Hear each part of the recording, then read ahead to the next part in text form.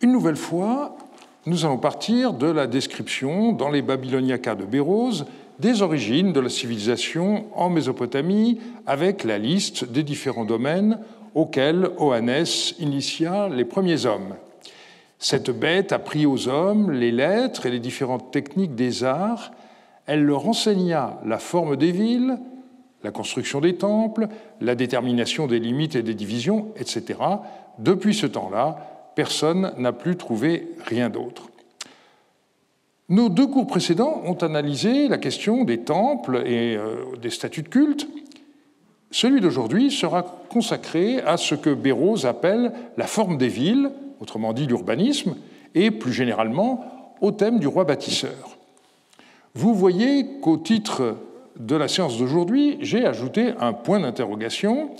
En effet, de façon étonnante, la construction des villes et des palais est un domaine où certains souverains mésopotamiens prétendirent innover, se targuant d'avoir fait, je cite, « ce qu'aucun de mes prédécesseurs n'avait fait ». Il s'agit donc d'un thème qui mêle tradition et innovation. Nous l'étudierons chronologiquement. La première partie du cours sera consacrée à la période qui va jusqu'à la fin du IIIe millénaire. Nous analyserons ensuite le phénomène des villes neuves en Babylonie au IIe millénaire et nous passerons enfin en Assyrie avec deux dossiers principaux, celui de Kar-Tukulti-Ninurta d'abord, puis de Dur-Sharrukin ensuite. Les origines des villes mésopotamiennes constituent l'objet de recherches complexes pour bien des raisons. Il y a d'abord l'éternel problème de la définition de ce qu'est une ville. Comment situer le passage des villages à la ville? Les critères sont multiples. Il faut une certaine taille, mais la surface à elle seule ne suffit pas. C'est également un problème de démographie, mais il n'y a pas de chiffre absolu qui permette de dire « ceci est un village, cela est une ville ». C'est aussi affaire de diversification sociale. Dans une ville, une partie significative de la population ne tire pas sa subsistance directement de l'agriculture. On passe d'une économie autarcique à une économie d'échange, et on peut citer la définition de Jean-Louis Huot. La ville est d'abord un centre de relations et de décisions où se rencontrent les hommes, où s'échangent les marchandises, où se diffusent les idées, où se rassemblent des formes d'activités différenciées, bref, un système ouvert sur l'extérieur dont tous les éléments sont fortement reliés les uns aux autres. C'est vrai, mais il me semble qu'on doit ajouter un dernier élément. C'est un lieu où l'on peut se réfugier en cas de conflit. En Mésopotamie, la clôture de l'espace urbain par une muraille est un élément nécessaire, sinon suffisant, pour qu'on parle de ville. Le consensus situe cette transformation essentielle, qui voit l'apparition des premières villes, dans le courant du IVe millénaire, Uruk étant considérée comme la ville la plus importante à cette époque. Je n'ai pas le temps, ni d'ailleurs la compétence, pour traiter ce sujet plus avant, et je vous renvoie donc à l'abondante bibliographie sur ce sujet. En français, je pense notamment aux ouvrages de Jean-Louis Huot, et plus récemment à la synthèse de Jean-Claude Margueron, parue en 2013, qui a été précédée par de nombreuses études, dont je ne cite ici que quelques-unes. Sa thèse principale est qu'on a affaire à une rupture. La différence de nature entre le village néolithique et la ville est si radicale que l'on n'est pas passé de l'un à l'autre. Autrement dit, le village n'a pas progressivement engendré la ville. L'étude de l'origine des villes se heurte à une grave difficulté qui est celle de la durée de leur existence. C'est le cas, parmi tant d'autres, d'Uruk, qui a été occupé jusqu'à l'époque séleucide. Vous en voyez ici une vue aérienne prise par le satellite Ikonos en 2001, avec superposition du côté ouest des images procurées par la prospection géomagnétique. Or, l'évolution des tels archéologiques, du fait de l'érosion à la fois éolienne et pluviale, rend très complexe l'étude des sites qui ont connu une longue occupation. Contrairement à une idée trop simple, la stratigraphie n'est pas l'étude de couches archéologiques régulièrement superposées. Heureusement, certaines villes ont été abandonnées assez rapidement, ce qui permet aux archéologues d'avoir une image du tissu urbain proche de ce qu'il était au moment où la ville a été fondée. Je songe par exemple en Syrie à Habouba Kebira, sur la boucle de l'Euphrate. Il s'agit d'une fondation de la fin du IVe millénaire et son caractère géométrique est caractéristique des fondations nouvelles. Elles peuvent être orthogonales ou circulaires, qu'importe, elles ont toujours un plan régulier. Une autre raison de faire un sort particulier à la création des villes neuves, c'est qu'il s'agit d'un acte volontaire dont les rois donnent souvent les motivations dans des inscriptions commémoratives. Quelle est la plus ancienne des villes neuves ? Eh bien, tout dépend du point de vue auquel on se place. Nous allons voir successivement celui des archéologues et celui des philologues. Pour les archéologues, il est certain que l'on possède de nombreux exemples de villes rondes au IIIe millénaire, en particulier en Haute-Mésopotamie, qui relèvent manifestement d'un urbanisme planifié. Les archéologues allemands en ont appelé certaines Kranzhügel, donc des collines en forme de couronne. Dans certains cas, il y a une part d'incertitude, comme pour Marie. La forme ronde, supposée par Jean-Claude Margueron, n'est que le résultat d'un raisonnement, aussi convaincant qu'il paraisse. En effet, l'érosion a fait disparaître une partie du tell.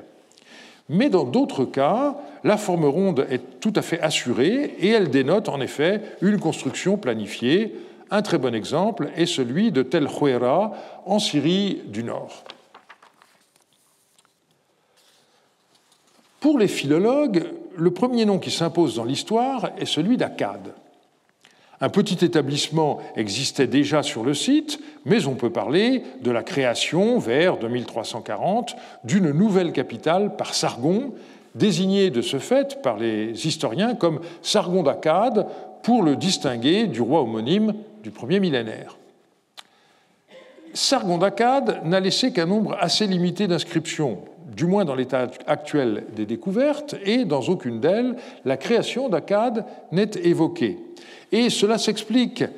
En effet, cette ville n'a jusqu'à présent pas été retrouvée. Les débats sur sa localisation ont été présentés dans un dossier particulier, à l'intérieur d'un ouvrage collectif dirigé par Nele Ziegler et Eva Konchik-Kirschbaum.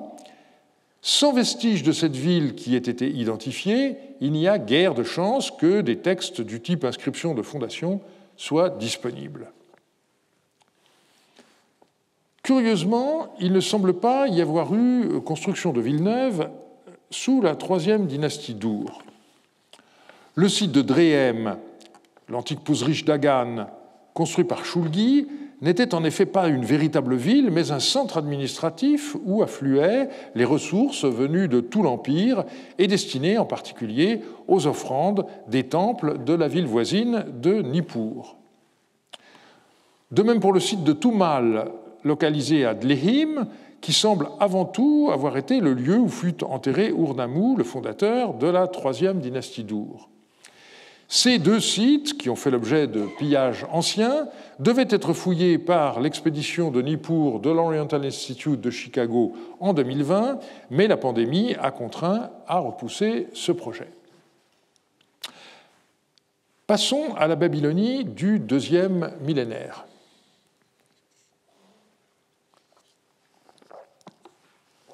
Quand il est question de villes neuves à l'époque paléo-babylonienne, deux exemples sont régulièrement cités. D'abord, Tel Harmal, l'antique Shadoupum, dans la ville actuelle de Bagdad, au plan assez régulier.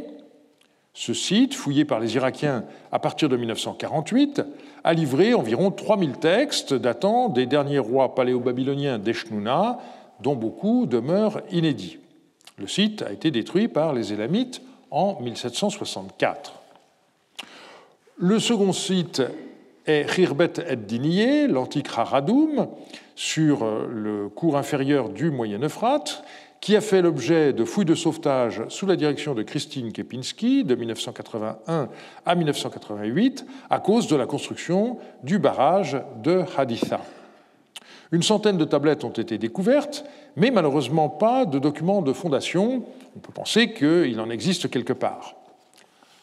Au passage, voici le plan des deux villes à la même échelle. On voit que Raradoum n'est qu'une petite bourgade fortifiée. Il est difficile de parler de ville. Ces deux cas ne sont pas très significatifs dans la perspective qui est la mienne aujourd'hui, pour deux raisons. En dépit de leur plan régulier qui les a fait considérer comme des villes neuves par les archéologues, leurs noms ne sont pas typiques de fondation royale.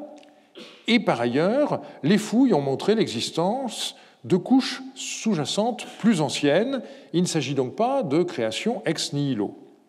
Je voudrais donc m'attarder sur de véritables villes neuves sur lesquelles les rois ont tenu un discours explicite. Il nous faut commencer par des considérations sur le mot acadien durum. Il désigne la muraille d'une ville, ce qui en fait le tour, et on retrouve ici la même racine des hulons R que dans le mot andurarum, et donc cette racine désigne, vous vous rappelez, un mouvement circulaire qui revient au point de départ. Par extension, le terme sert à désigner des villes fortifiées. Nous connaissons toute une série de villes neuves dans la première moitié du deuxième millénaire qui ont comme caractéristique d'avoir été nommées en fonction du nom du roi qui les a bâties, comme Dur d'Adoucha, qu'on peut traduire par Fort d'Adoucha. Un recensement des toponymes de ce genre montre la caractéristique de ces villes avoir été construites à la frontière du royaume. C'est ce qu'on peut dire de Dur Abiéchour. Le nom d'année qui commémore sa construction indique année où le roi Abiéchour a bâti Dur Abiéchour, qui inspire la terreur à tous les pays, au-dessus du barrage sur le Tigre. La vocation militaire du site est explicite et nous en connaissons le contexte. Il s'agissait de faire face au pays de la mer, alors devenu le voisin méridional de la Babylonie, et son adversaire. La stèle de Dadoucha, vouée au dieu Hadad, découverte à Eshnouna, est encore plus claire. Je cite, « Pendant cette même année, sur la rive du Tigre, j'ai bâti Dur d'Adoucha pour qu'elle soit ma ville frontière, et j'ai ainsi fait exister ma bonne renommée pour la suite des temps. » Dur d'Adoucha n'a pas encore été identifié sur le terrain, mais Néleu-Ziegler a proposé une localisation sur la rive gauche du Tigre, juste en aval de l'actuelle Samara. C'était là que se situait la frontière septentrionale entre le royaume d'Eshnouna sous Dadoucha et le royaume des Kalatoum sous Samsi-Adou. Bien entendu, les fluctuations de ces frontières font que par la suite, des villes ainsi nommées pouvaient ne plus avoir été situées à une frontière. Certains de ces établissements n'étaient guère plus qu'une forteresse, comme Dur Samsuiluna, un établissement babylonien, un établissement militaire babylonien construit en limite de la ville de Hafadja, l'antique Toutoub, qui venait d'être annexé suite à la victoire du roi de Babylone sur celui d'Eshnouna. Néanmoins, le site est plus vaste que celui de Raradoum. Dans d'autres cas, on a l'impression qu'il s'agit d'une véritable ville. C'est ce que nous allons voir avec Dur Yardonlim.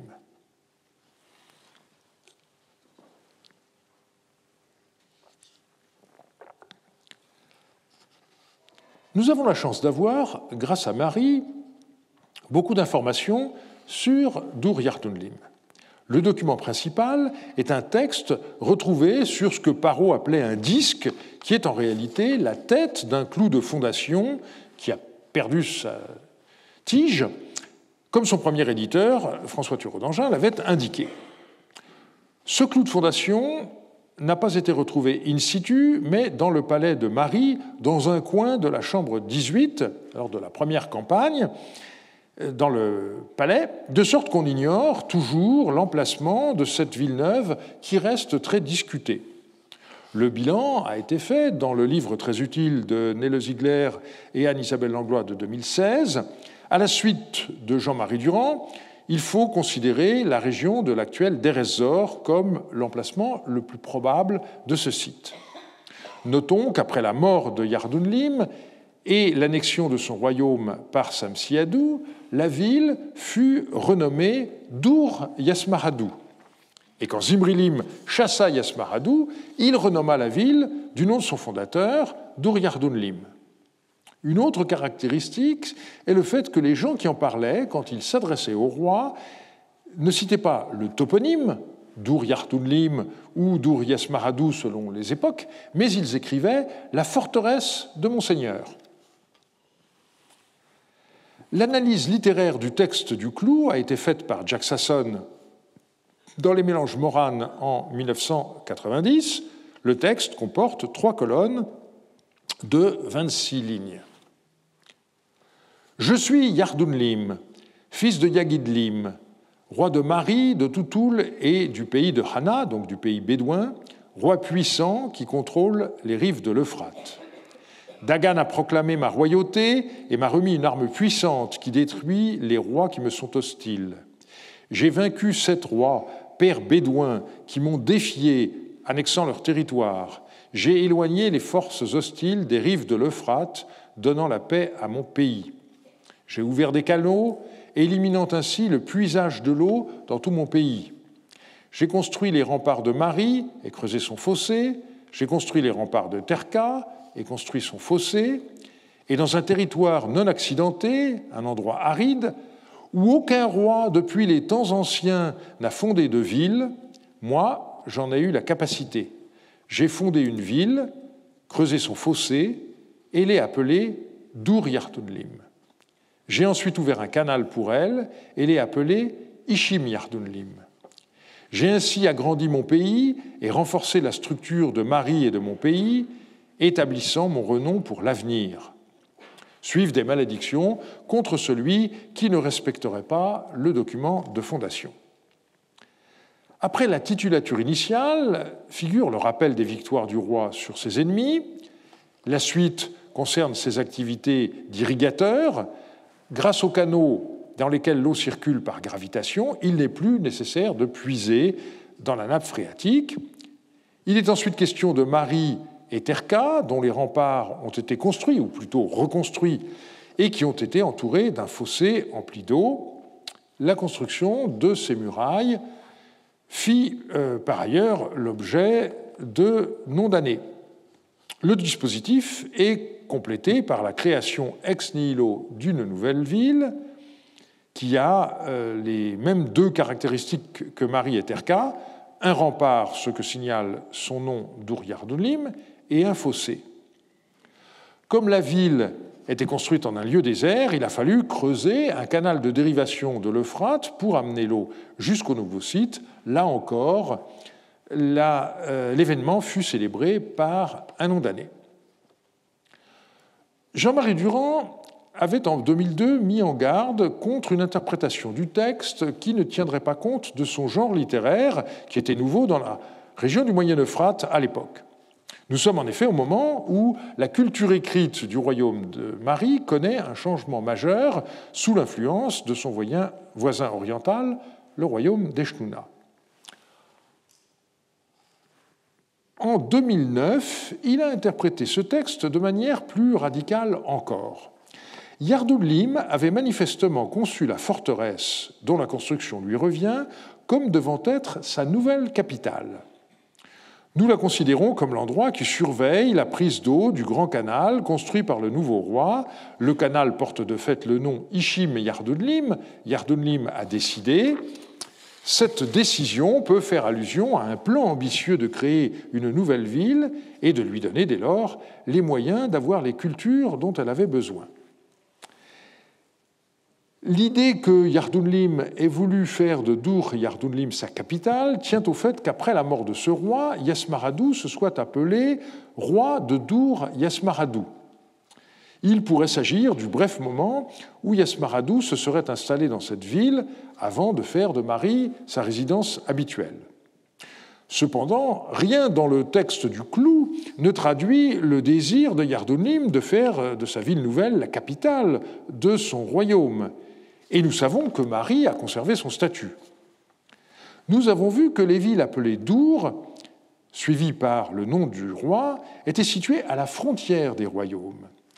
Alors, ça semble poser ici un problème, dans la mesure où Yardounlim définit son royaume comme s'étendant le long de l'Euphrate, depuis Mari en aval jusqu'à Toutoul en amont. Cependant, Toutoul, dans le clou, est mentionné surtout parce que son roi avait fait partie des ennemis vaincus par Yardounlim, comme nous en informe par ailleurs la brique de fondation du temple de Shamash. Dans ce dernier texte, le titre de Yardounlim est d'ailleurs simplement roi de Mari et du pays bédouin. Et la légende du sceau d'une fille de Yardounlim le définit simplement comme roi de Mari et du pays Simal, juxtaposant le nom de sa capitale et celui de la tribu à laquelle il appartenait, sans qu'il soit plus question de Toutoul. Le rôle de ville frontière de Dur-Yardounlim s'observe particulièrement sous Imrilim. Les voyageurs, par exemple, venus d'Alep, s'arrêtaient souvent à Dur-Yardounlim, leur arrivée étant alors signalée au roi de Mari pour qu'il se prépare à les accueillir. Quoi qu'il en soit, on retiendra dans l'optique de notre enquête le passage le plus signifiant: la ville a été construite à un endroit où aucun roi, depuis les temps anciens, n'a fondé de ville. On a donc ici un discours de rupture qui met l'accent sur l'innovation à laquelle se livre le roi.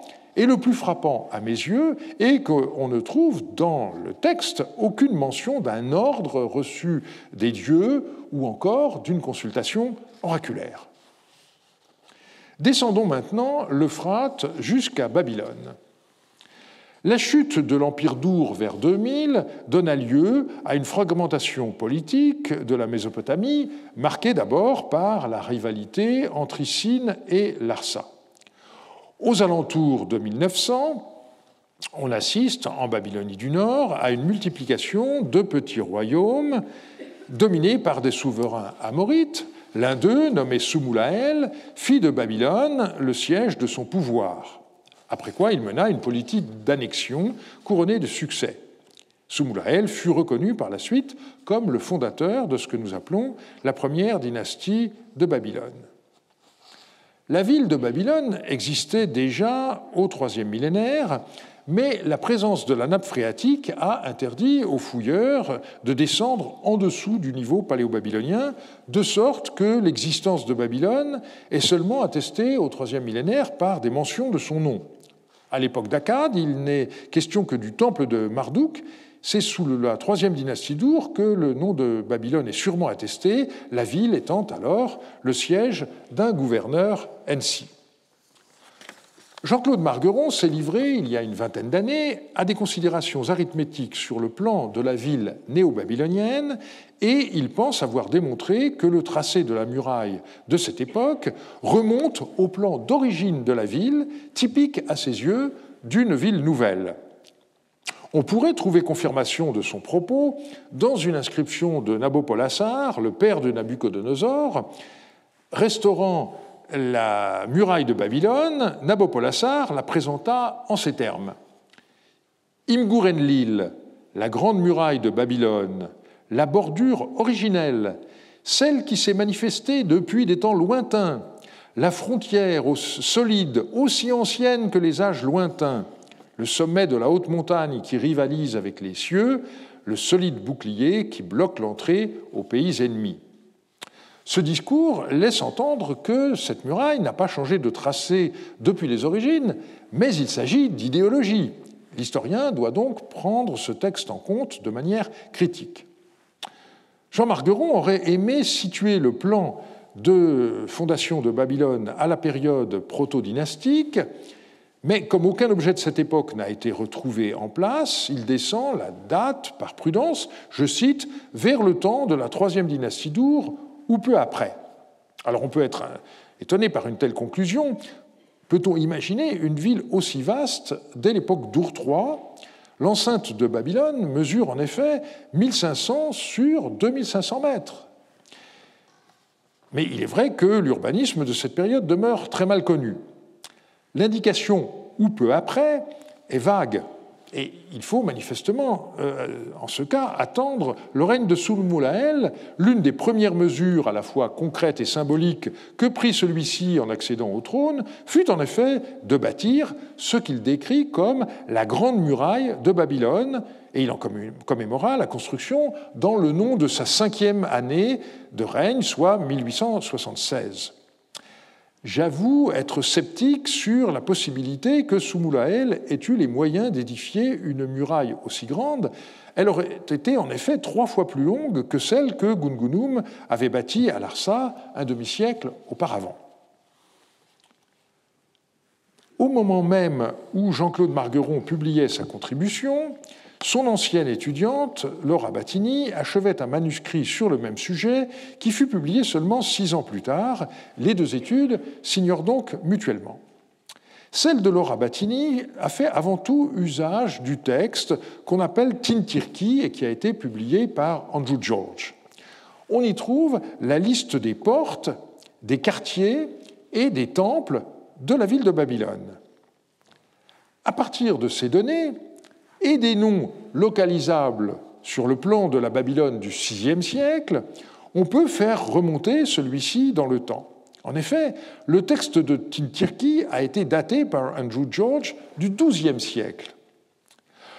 Laura Battini a donc procédé à une rétrodatation qui l'a conduit à l'époque de Hammurabi et Samsu-Iluna.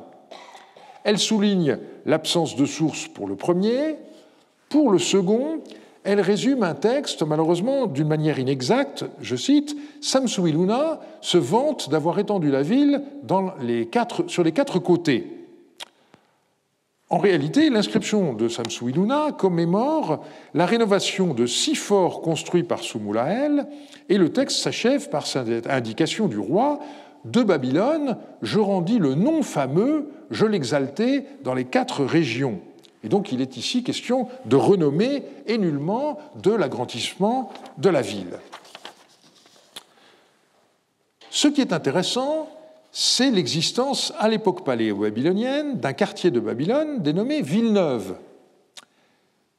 Malheureusement, Laura Battini ne connaissait pas l'étude que j'ai publiée en 1985 sur les textes découverts dans le quartier dit du Merkès, dont Horst Klengel avait donné les copies 2 ans auparavant. J'avais démontré que le quartier dénommé Villeneuve orientale était la façon dont les textes, à partir de Samsu-Iluna, désignaient le quartier que les archéologues allemands ont appelé Merkès. Mais on ne sait pas à quand remonte cette Villeneuve à l'intérieur de Babylone.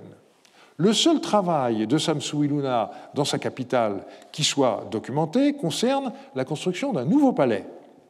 J'ai démontré, voilà 30 ans, que le palais qui avait été construit par Soulmoulael au départ avait été délaissé environ 1 siècle et demi plus tard par Samsu-Iluna. Celui-ci décida, en 1716, de construire un nouveau palais qui fut commémoré dans le nom de sa 34e année.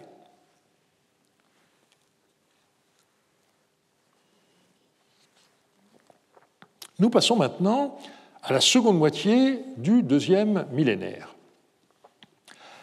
Akarkouf, à 30 km à l'ouest de Bagdad, est un des plus célèbres sites de Babylonie centrale en raison de l'importance de sa tour à étage qui culmine toujours à 56 mètres de haut. La hauteur initiale était à peu près dans les 70 à 80 mètres. C'est d'ailleurs cette ziggourate qui a pendant longtemps été identifiée par les voyageurs occidentaux avec la tour de Babel dont la Bible avait transmis le souvenir. Le site fut fondé au début du XIVe siècle par le roi cassite Kurigalzu Ier qui lui donna son nom, donc Dur Kurigalzu, c'est Fort Kurigalzu. Le site était auparavant connu sous le nom de Parsa, mais ça n'était que village. L'occupation de Dur Kurigalzu fut d'assez brève durée. Après environ 2 siècles d'existence, la ville fut détruite par un incendie. Des fouilles importantes ayant eu lieu entre 1942 et 1945, elles ont notamment permis de dégager un palais gigantesque qui mesurait 360 mètres sur 360. On y trouvait une douzaine de cours entourées de pièces avec pas moins de 8 escaliers répartis en 8 secteurs ce bâtiment ne correspond pas du tout au plan type des palais mésopotamiens, et un texte de l'époque permet de comprendre la situation. On voit que la cérémonie du couronnement avait lieu à Babylone, la légitimation du roi étant complétée par sa rencontre à Dur-Kurigalzu avec les chefs des principales tribus cassites. Chaque secteur du palais aurait été affecté à une tribu particulière. Tout en jouant un rôle politique important, Dur-Kurigalzu ne peut donc être véritablement considéré comme une nouvelle capitale. Il semble que Babylone avait déjà un passé trop prestigieux pour que ce statut ait pu lui être ôté. Nous passons maintenant dans le nord de la Mésopotamie, en Assyrie. L'histoire assyrienne a commencé avec celle d'une cité-État, Achour, qui a développé au XIXe siècle un réseau considérable de relais commerciaux, notamment vers l'Anatolie, avant d'être intégré par Samsi-Adou dans le royaume de Haute-Mésopotamie. La ville la plus importante de ce royaume était Ekallatum, Achour n'étant plus qu'une métropole religieuse. Par la suite, l'Assyrie est devenue un État territorial. Au XIVe siècle, à partir du roi Ashurbalide Ier, il est question du pays d'Achour, Mat-Achour, dont la ville d'Achour était la capitale. Et ce roi voulut traiter d'égal à égal avec les grandes puissances de l'époque, à commencer par le pharaon égyptien. La transformation d'Achour en capitale impériale à l'époque médio-assyrienne a notamment été étudiée par Eva Kanchik-Kirschbaum dans une contribution à un colloque qui s'est tenu à Turin en 2010. Au milieu du XIIIe siècle, le roi Tukulti-Ninurta mena une politique d'expansion territoriale considérable et il décida de construire une ville nouvelle face à Achour, sur l'autre rive du Tigre, à laquelle il donna son nom, car Tukulti-Ninurta, Karum, c'est le quai, on est au bord du Tigre, et donc la ville s'appelle quai de Tukulti-Ninurta.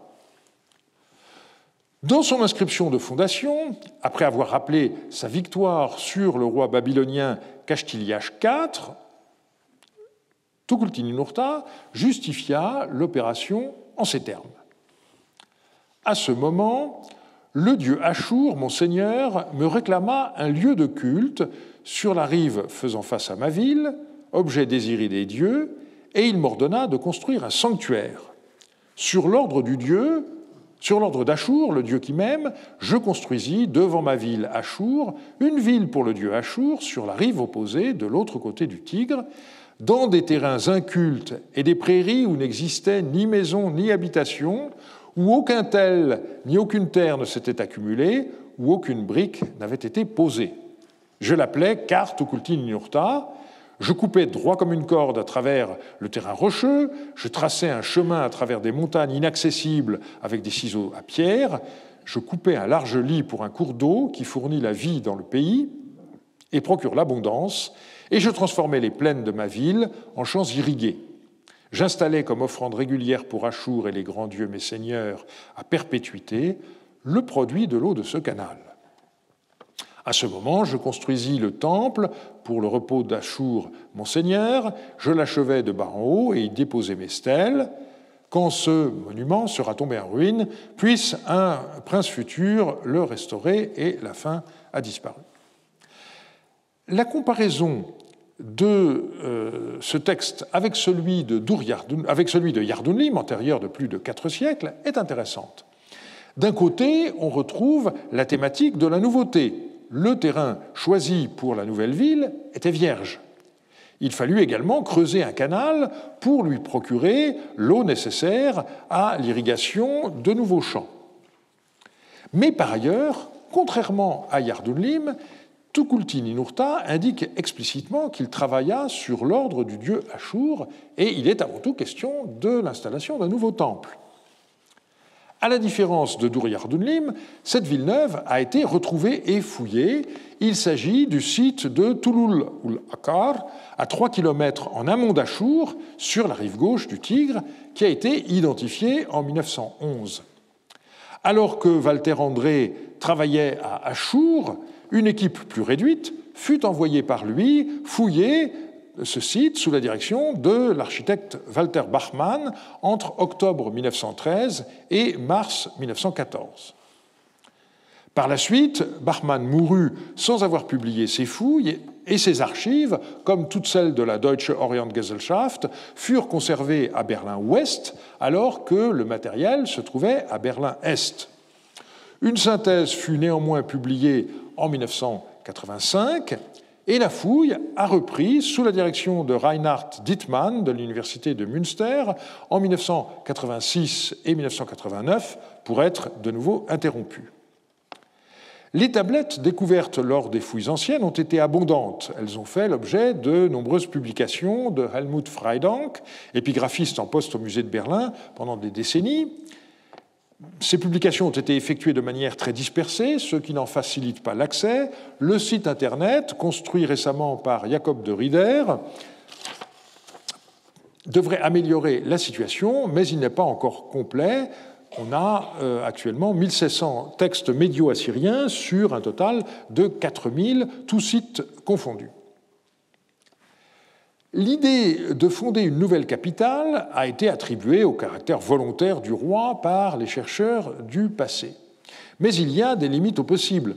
Le site, d'après la prospection de Dittmann, couvre une surface de plus de 500 hectares. Alessandra Gilibert a démontré que, contrairement à ce qui a été longtemps répété, la construction de Kartukulti-Ninurta avait commencé avant la victoire sur Babylone. Bien entendu, le butin et les prisonniers ramenés de Babylonie ont aidé à développer l'entreprise.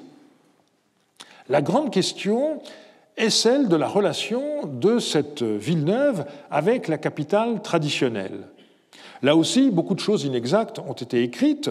Tout est venu en fait d'une chronique babylonienne postérieure où l'on peut lire « Après la conquête et le sac de Babylone, Ashur-Natsir-Apli, fils de Tukulti-Ninurta, passage cassé, et les officiers d'Assyrie se révoltèrent contre lui, le destituèrent de son trône, l'enfermèrent à Kartukulti-Ninurta dans une pièce et le tuèrent. » À partir de là, beaucoup d'auteurs se sont mis à broder sur le motif de cette révolte.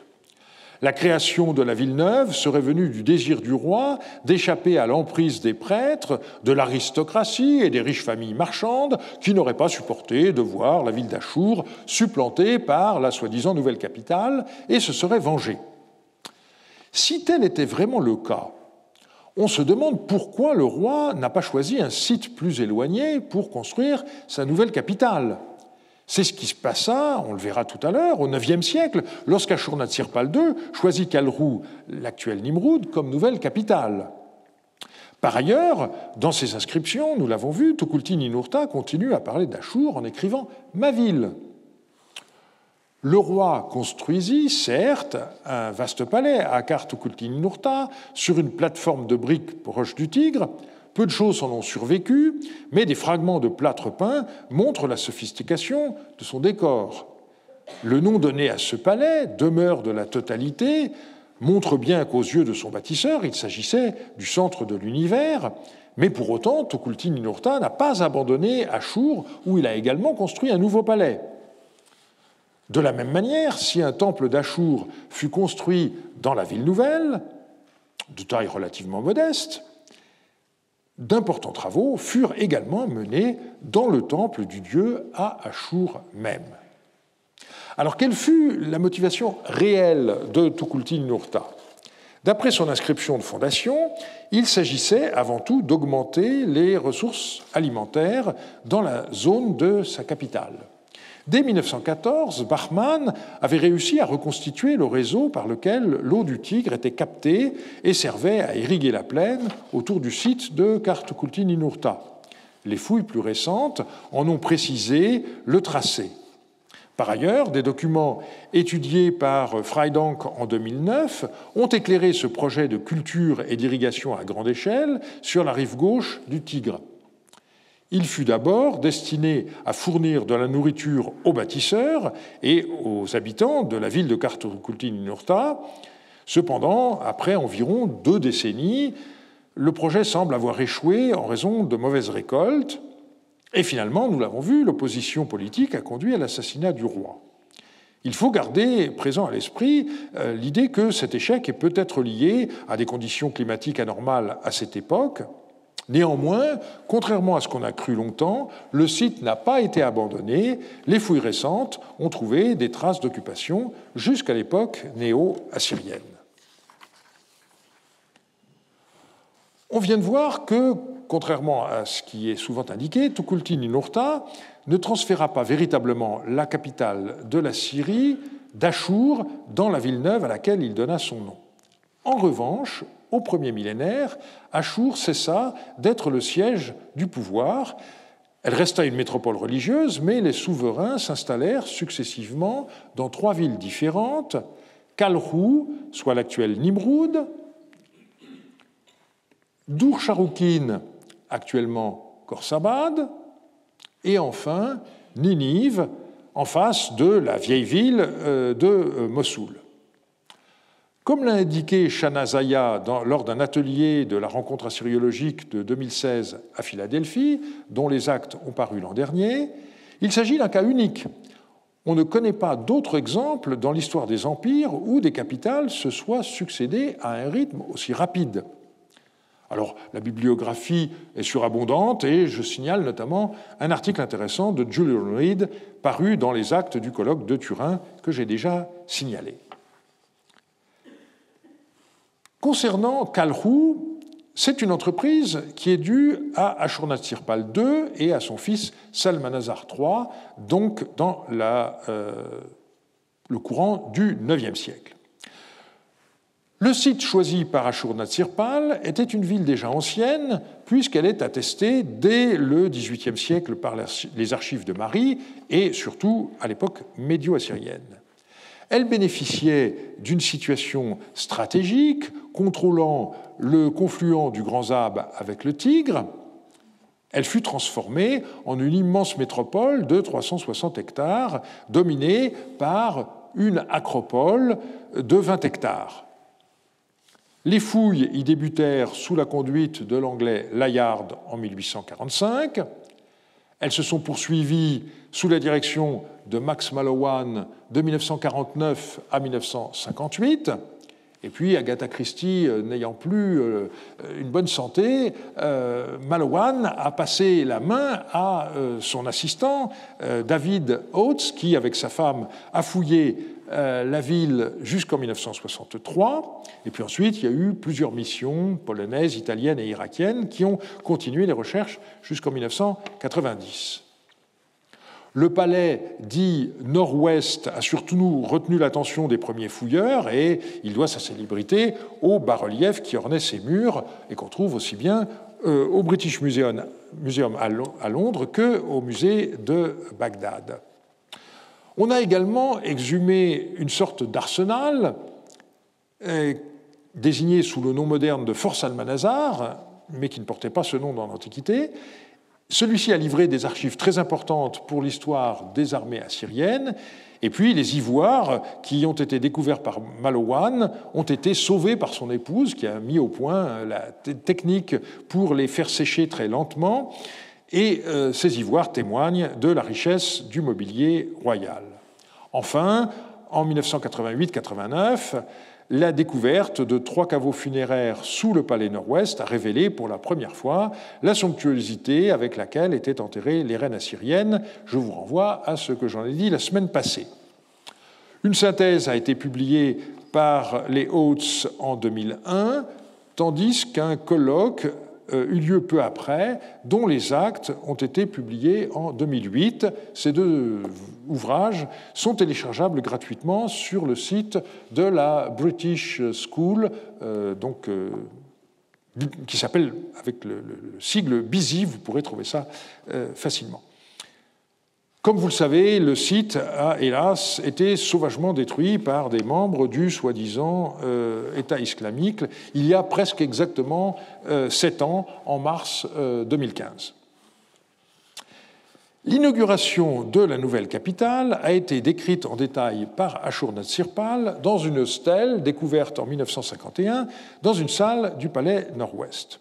Ce texte de 154 lignes commence par la titulature du souverain et la description de son empire, puis il relate les différentes étapes de la construction de la nouvelle capitale, débutant par le palais qui comporte 8 parties, chacune composée de bois précieux différents. Je cite « Je construisis une terrasse de 120 assises de briques, j'y plaçais un palais en buis, un palais en bois de magane, un palais en cèdre, un palais en cyprès, un palais en térébinthe, un palais en tamaris, un palais en bois merlou, 8 palais pour ma résidence royale, pour le loisir de ma seigneurie.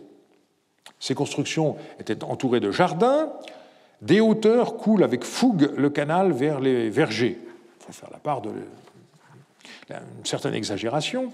Les allées en baume, l'eau dans le jardin d'agrément à l'éclat des étoiles du ciel, ces grenadiers sont revêtus de grappes comme des vignes, ces arbres sont la parure du jardin d'agrément. Et lorsque les travaux furent achevés, le roi organisa un gigantesque banquet. Ashurnasirpal, roi du pays d'Achour, inaugura le palais de la joie et de la totalité, de la sagesse de la ville de Kalrou, et il y invita Achour le grand seigneur, ainsi que les dieux du pays tout entier. Mais il y eut aussi pas moins de 69 574 invités, à en croire le roi, qui leur fournit à manger et à boire pendant 10 jours. L'opération avait évidemment pour but d'éblouir des gens venus de tout l'Empire et ainsi d'en renforcer la cohérence. Le dernier exemple que nous allons examiner est le plus célèbre puisqu'il s'agit de la construction par Sargon de la ville qui porte son nom, d'Ur-Sharrukin, l'actuel site de Khorsabad.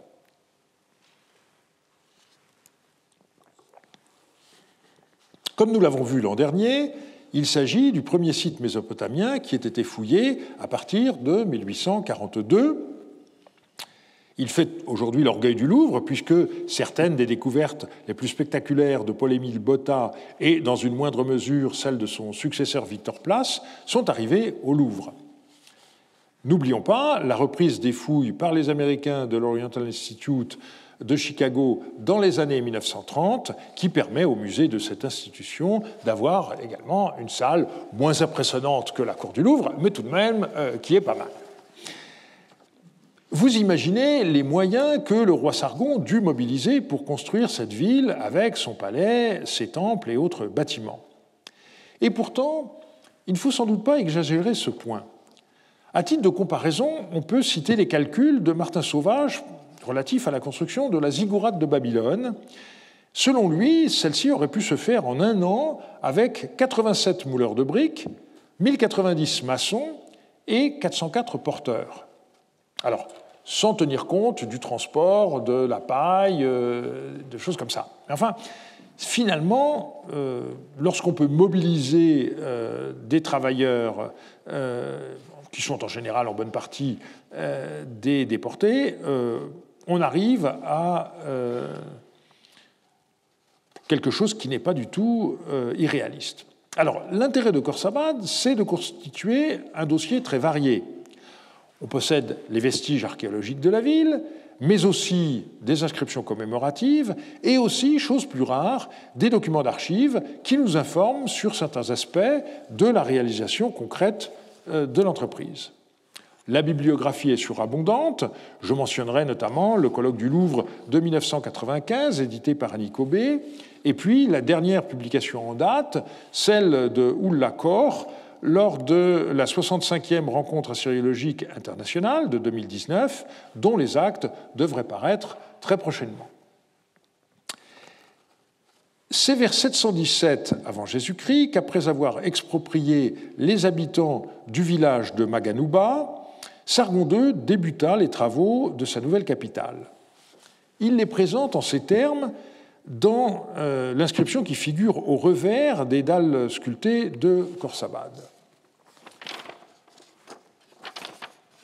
Palais de Sargon, préfet d'Enlil, vicaire d'Achour, roi puissant, roi de l'univers, roi du pays d'Achour, roi des 4 régions, le favori des grands dieux, celui qui a rétabli les franchises des villes de Sipar, Nippur et Babylone, qui protège leurs humbles, nourrit l'indigent et répare les dommages qu'elles ont subis, qui a renouvelé le statut privilégié d'Achour qui avait été aboli, qui a supprimé la corvée à Der et soulagé sa population affligée, le plus vaillant de tous les princes, qui a étendu sa protection sur Haran, qui a écrit la charte de son exemption de charge comme si elle était sujette d'Anu et de Dagan.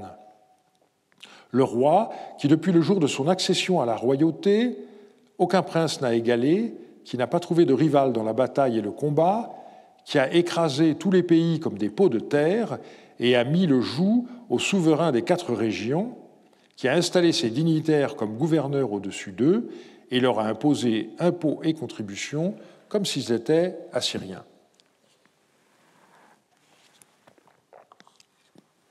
Le début de ce texte, après les épithètes qui suivent le nom du roi, met l'accent sur 2 aspects, sa justice, en particulier à l'égard des villes de Babylonie, qui s'étaient révoltées à un moment donné, mais auxquelles il a pardonné, et puis aussi sa valeur militaire, qui fait qu'il a encore étendu le territoire de l'Empire assyrien. Le roi poursuit.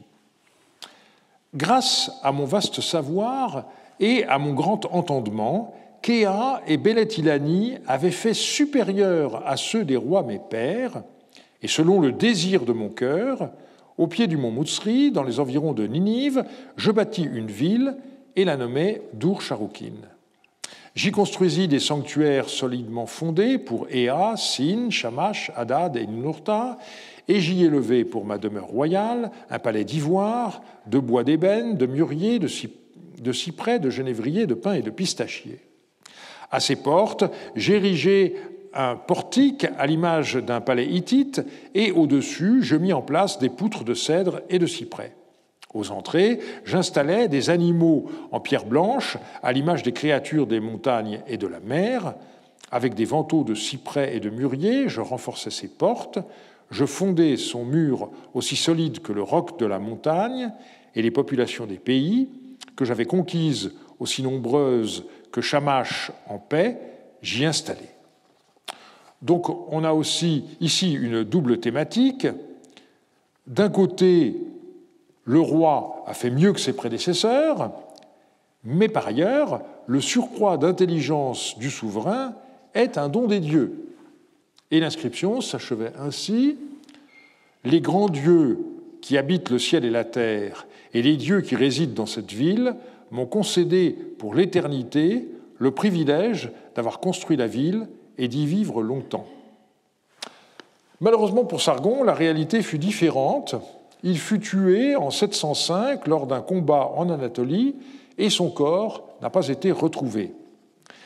Ces circonstances néfastes sont peut-être la raison pour laquelle son fils Sennachérib ne voulut pas rester dans la capitale fondée par son père, qui était encore inachevée, et il choisit de s'installer non loin de là, dans l'antique ville de Ninive. Mais comme il ne s'agit pas d'une ville neuve, je ne m'aventurerai pas plus loin dans cette direction. Il est temps de nouer la gerbe. Béroz prétend que c'est Oannès qui a appris aux hommes à construire des villes. Et l'on comprend par conséquent toute l'ambiguïté du dossier qu'on peut réunir sur les villes nouvelles. D'un côté, les rois se présentent comme innovants, voire surpassant leurs prédécesseurs. On l'a vu par exemple dans le cas de Dur-Yardunlim ou de Dur-Sharukin. Mais d'un autre côté, la fondation d'une ville neuve reproduit toujours les mêmes gestes. On est donc bien dans une situation d'héritage. Même lorsque les rois innovaient, le passé demeurait exemplaire et leurs actions étaient inspirées par les dieux. Nous verrons la semaine prochaine à quels excès cette idéologie conduisit à l'époque néo-babylonienne. Je vous remercie de votre attention.